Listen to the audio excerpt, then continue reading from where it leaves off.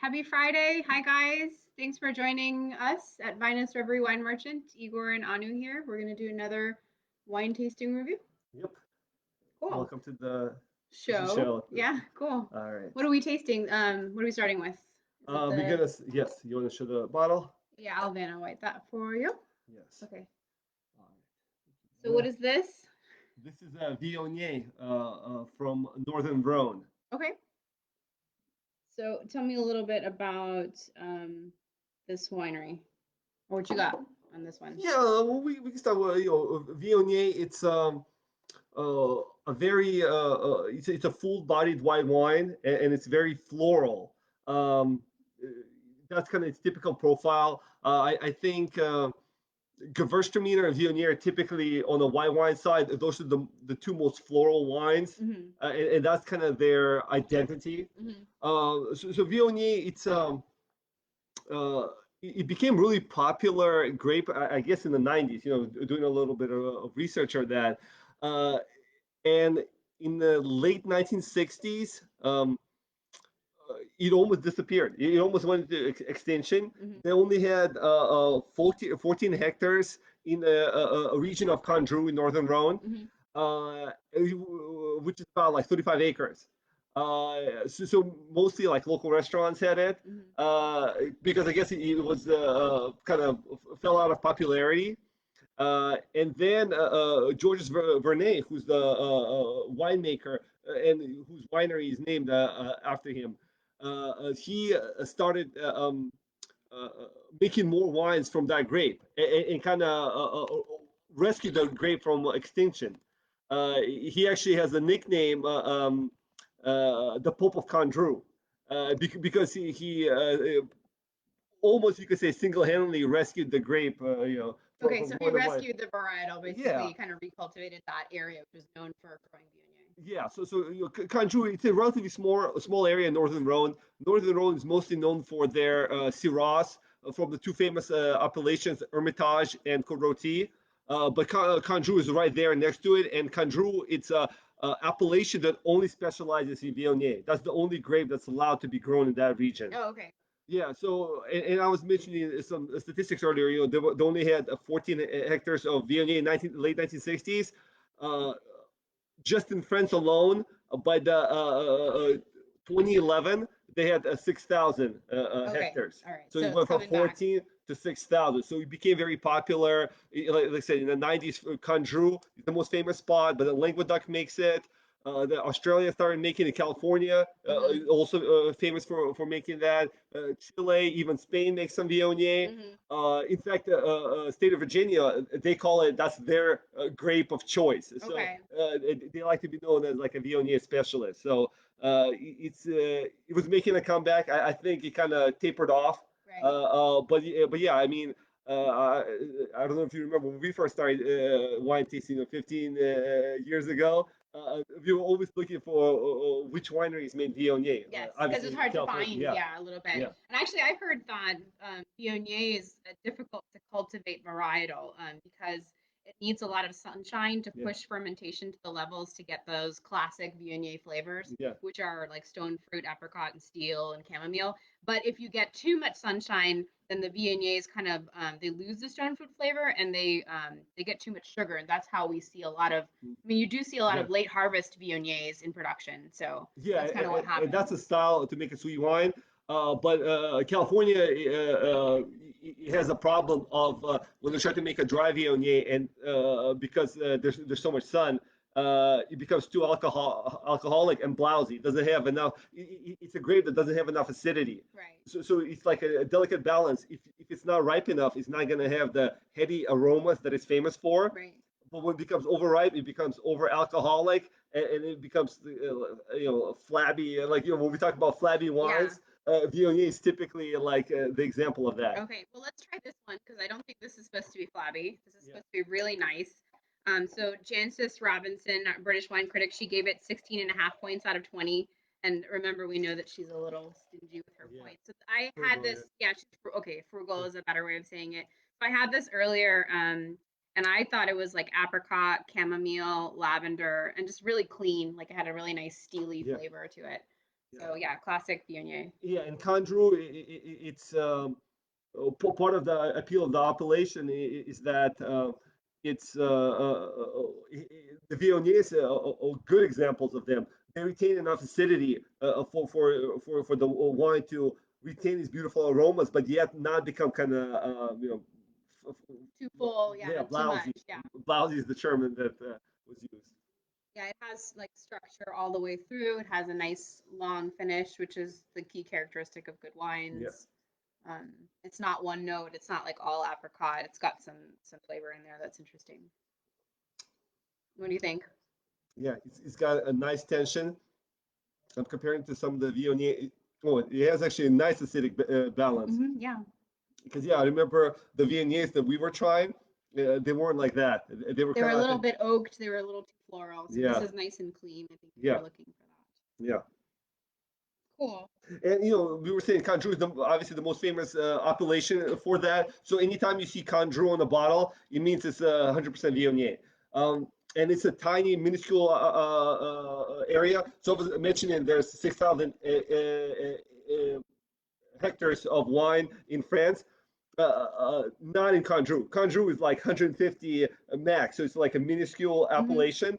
And that's basically when you see Condrieu, they're expensive wines just because they're made in such minuscule amounts. And by the time they're shipped out all over the world, it's kind of like supply and demand issue. There's only so much supply, and when the demand is higher, then the price of the wine goes higher. But Okay. Languedoc, once in a while, you can find really good examples. California comes up with good examples. I've seen a lot of highly rated wines coming out from Lodi, that area. There are good examples from different parts of the world. Australia also, Yalumba is a big winery in Australia, and they kind of have two famous Viogniers, both the dry one and the late harvest one. So Okay. Cool. Well, this is a good example. So, I mean, I recommend this one.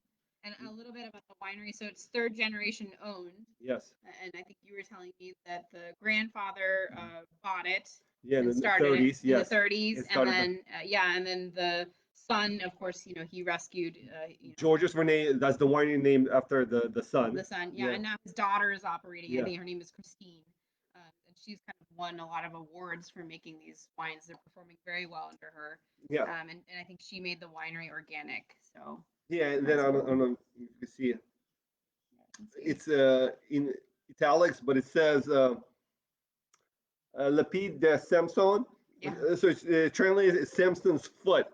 So Samson is the of the Samson and Delilah fame, the giant from biblical stories. Uh-huh. And the reason it's named Samson's foot is because the bank of the Rhone River. They believe that, like the legend goes, that he wanted to have a drink, so he stepped and made a dent in it. Okay.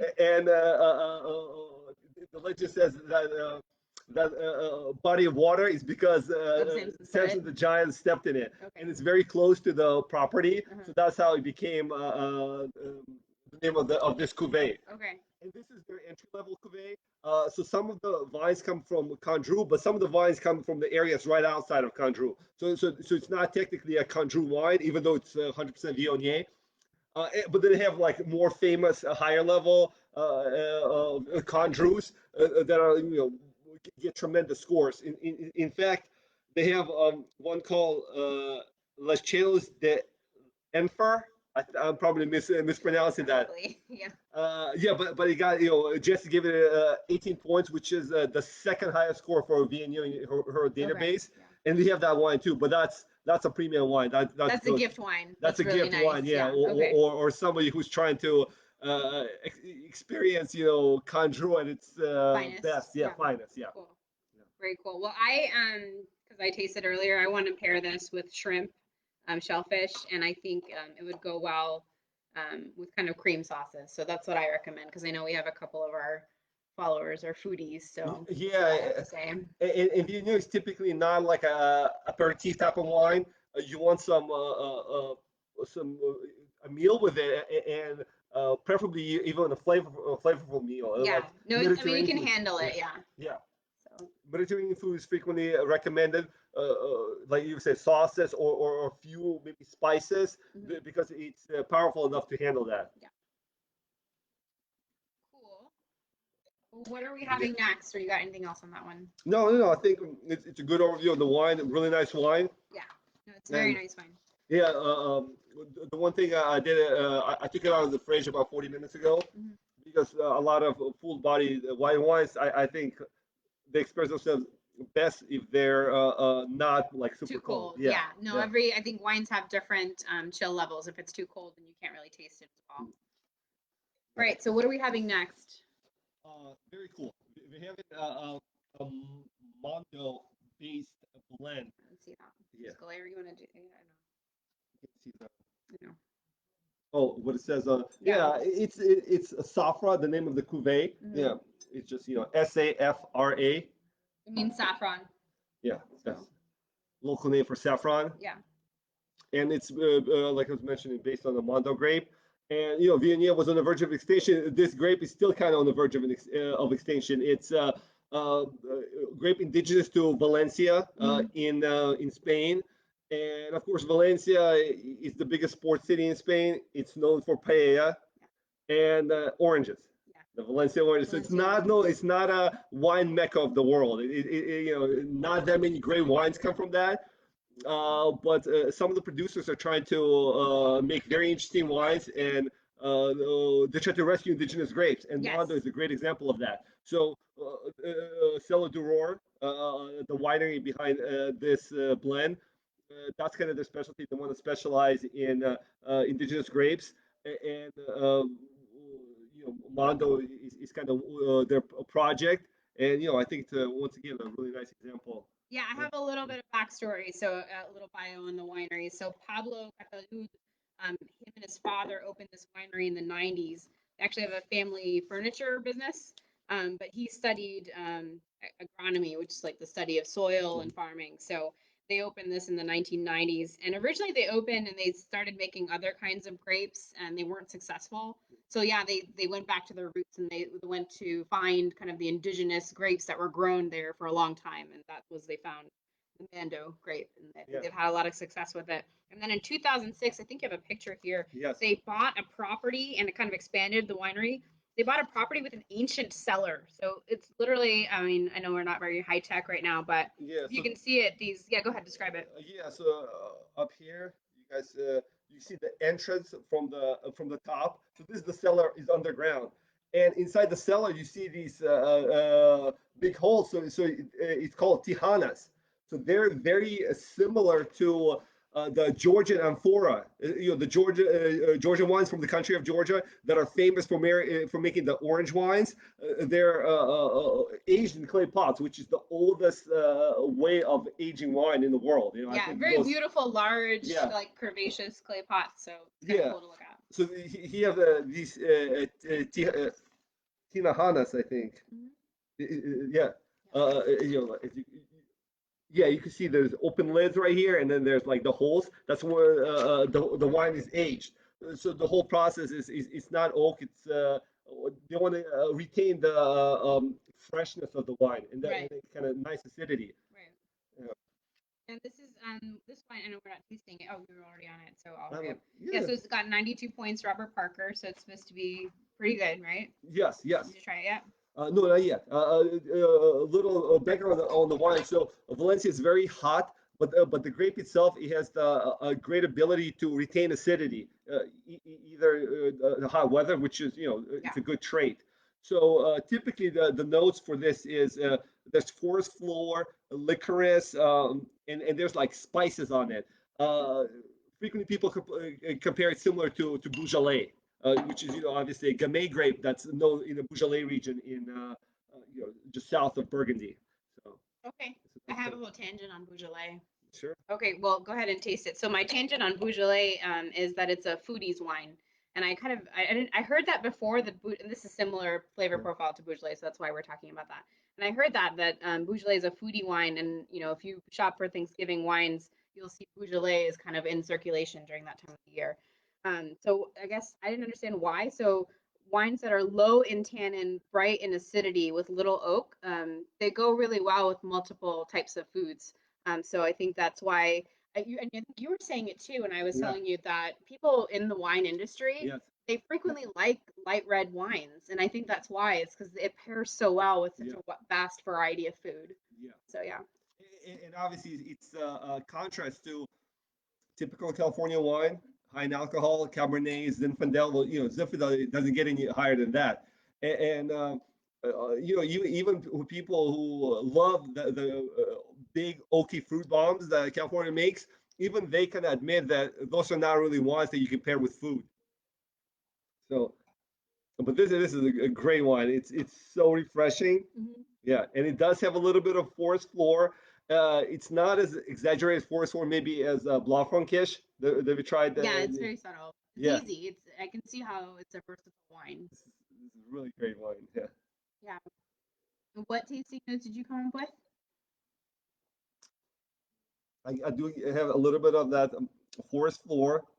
Mhm. There's dark fruit, uh, uh, but it's got like nice acidity to it, and it's like everything's like in balance. Okay. Yeah, I think it's like sour cherry or cranberry. Okay, Yeah, okay. it's got like some real tartness to it, but not like too much. Yeah. Cool. Yeah, and so any pairings for this one that you came up with? Um, well, once again, I think that you should pair wine with the foods from that area. So, of course, paella. Mhm.